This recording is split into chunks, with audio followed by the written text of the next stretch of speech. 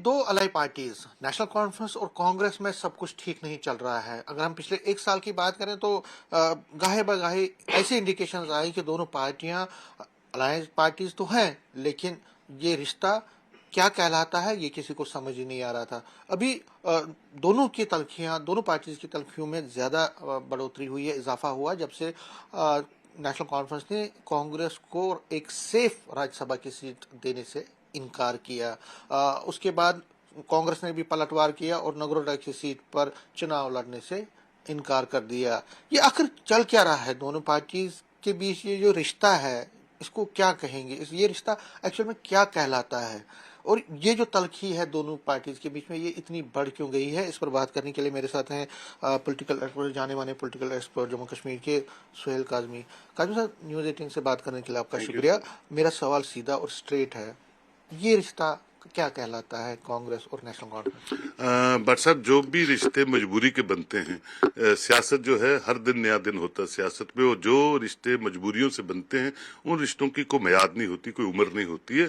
आज के समीकरण में वो जब अलायंस हुआ था तो वो मजबूरी में अलायंस था, किसी को पता नहीं था कि जम्मू कश्मीर में कौन जीतेगा कौन हारेगा। कभी मोदी वेव थी, कभी पोलराइज सिचुएशन थी, लेकिन चलिए उनको उनकी सीटें मिली और उमर साहब को लीड मिली और वो आज लीड कर रहे हैं। अब समीकरण क्या कहता है? स्टेट भी, यूनियन टेरिटरी भी चलानी है, लोगों के एस्पायरेशंस पे भी खरा उतरना है, और उसमें समीकरण क्या बनता है? समीकरण बनता है अपना वजूद जो है नेशनल कॉन्फ्रेंस का वो मजबूत हो, और उनकी ट्यूनिंग जो है मरकज के साथ, जो हमेशा हर सरकार की होती है, जिसकी मर्जी सरकार हो उसके साथ उसके साजगार माहौल पे काम हो।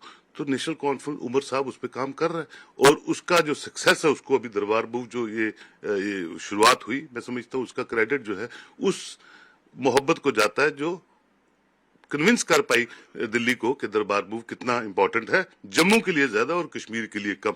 तो ये चीजें जो है ये चलती रहती हैं, और अपना जनाधार मजबूत रहे, अपना जो पार्टी का जो कैडर है वो मजबूत रहे, और ये कांग्रेस भी करती है, वो करती है। लेकिन इस वक्त जो माहौल है वो बेटर इसलिए रहेगा कि भारतीय जनता पार्टी और नेशनल कॉन्फ्रेंस की ट्यूनिंग जो है किसी तरह अच्छे साजगार माहौल में रहे, उनके लिए भी बेटर है, जम्मू कश्मीर के लिए भी बेटर है और नेशनल कॉन्फ्रेंस के लिए भी बेटर है। लास्ट में पूछना चाहूंगा आपको कि आगे की राह क्या समझते हैं दोनों पार्टीज के बीच? क्या ऐसा तो नहीं होगा कभी कि कांग्रेस खींच लेगी रास्ता? क्योंकि उनको लगता होगा कि कल स्टेटहुड आएगी तो कुछ ना कुछ तो मिलेगा। आपको लगता है कि उनके लिए मजबूरी है इस अलायंस में रहना? बिल्कुल, जम्मू कश्मीर में कांग्रेस की मजबूरी है, और अगर वो पीएजीडी खत्म होने के बाद कुछ चीजों पे वो सहमति नहीं भी बनाते हैं तो नेशनल कॉन्फ्रेंस को फर्क नहीं पड़ेगा मौजूदा स्थिति में। लेकिन अगर कोऑर्डिनेटेड वे में कुछ इश्यूज पे ज्वाइंटली काम करे तो दोनों पार्टीज को फायदा हो सकता है। न्यूज़ 18 थैंक यू के लिए शुक्रिया। कैमरामैन साहिबा के साथ में समीर भट्ट, न्यूज़ 18।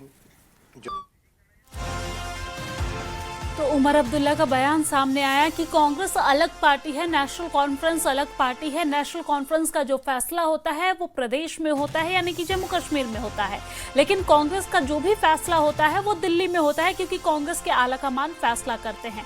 तो ऐसे में दोनों पार्टी अलग अलग है। कांग्रेस को रिस्पॉन्स करने में थोड़ा टाइम लगता है, लेकिन ऐसा नहीं है कि कांग्रेस पार्टी जो है वो नेशनल कॉन्फ्रेंस को समर्थन नहीं देगी। कांग्रेस नेशनल कॉन्फ्रेंस को ही समर्थन देगी। अगर कांग्रेस ऐसा नहीं करती है तो इससे बीजेपी को फायदा पहुंचेगा, और कांग्रेस ऐसा नहीं करेगी।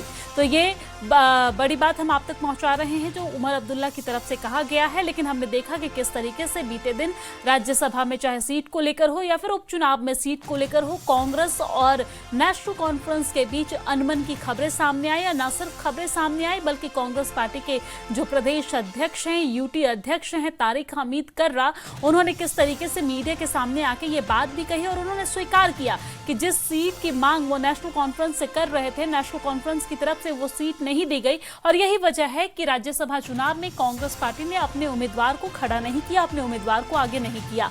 साथ ही साथ उपचुनाव की भी अगर बात करें तो उपचुनाव में भी जो सीट मनचाही सीट है वो कांग्रेस पार्टी को नहीं दी गई। इस वजह से कांग्रेस ने वहां से भी उम्मीदवार नहीं उतारा, और इसी को लेकर यहां पर आपस में खटपट देखने को मिल रही है। लेकिन कल राज्यसभा का चुनाव है।